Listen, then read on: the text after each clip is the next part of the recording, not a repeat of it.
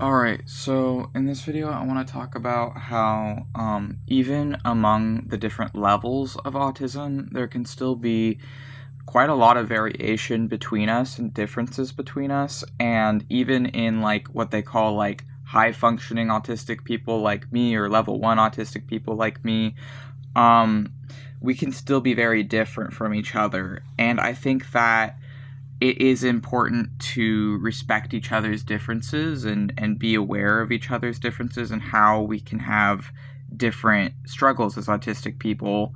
One example of this is I do feel like it is a different life experience if someone is autistic and they're able to maintain full-time employment, for example, versus, even in just like being level 1 high-functioning autistic people versus a different autistic person who could be in the same, like, diagnosed with the same level of autism, but is not able to maintain full-time employment and is not able to work.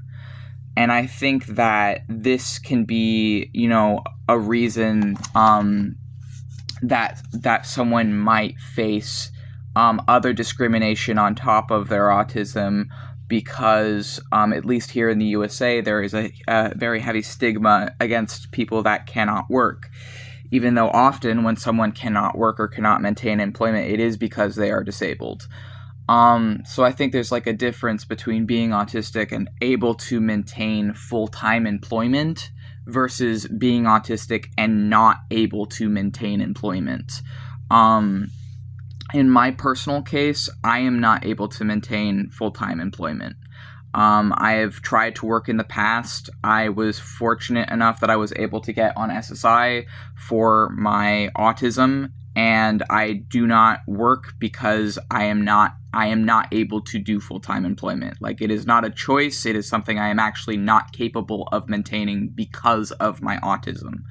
And I respect myself enough to not try and work past a disability that I can't do that. It's my brain. I know people can't, maybe they tell me they can't see my brain, but my brain does prevent me from working. And this is something that if I wasn't able to get on disability support, I probably would just be fully dependent on other people, or I would be homeless. And I have been on the verge of homelessness in the past. And it is a struggle to not be able to work, but that is just like how I am. And I know that there are many other autistic people that cannot work. At current statistics, from what I've seen, it's like 80% of us, regardless of the level of autism, 80% of autistic people as a whole in the USA right now are unemployed. So clearly there is a lot of autistic people that are not able to maintain full-time employment under the US system as it is right now.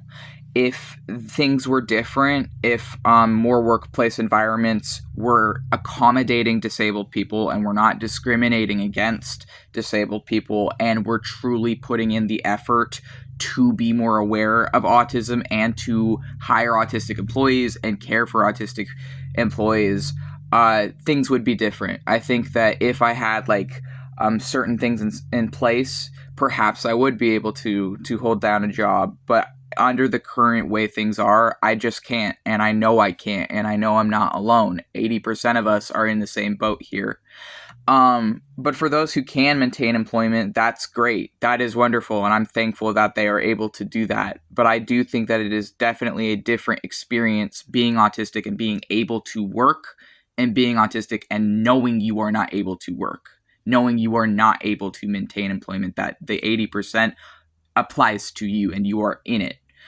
And so this is a video on that, and this video is not meant to